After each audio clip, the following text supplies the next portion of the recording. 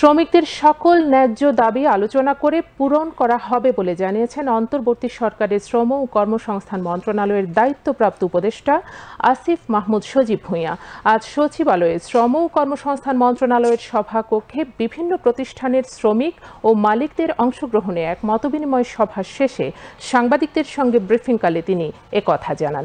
আসিফ মাহমুদ বলেন, উৎপাদন বৃদ্ধির লক্ষ্যে মালিক শ্রমিক সুসম্পর্ক উন্নয়নের মাধ্যমে শিল্প কারখানার কর্মপরিবেশ উন্নত করতে হবে।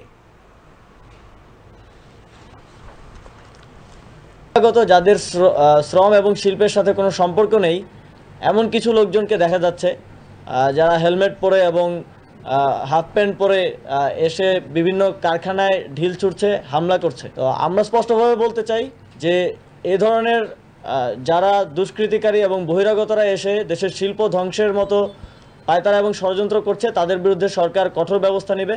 একই সাথে শ্রমিকদের যেসব ন্যায্য এবং আইনসঙ্গত দাবি আছে সেগুলো পূরণেও এই সরকার কাজ করবে। মনে করি যে আগামী 2-3 দিনের মধ্যে পুরোপুরি নিয়ন্ত্রণে চলে আসবে।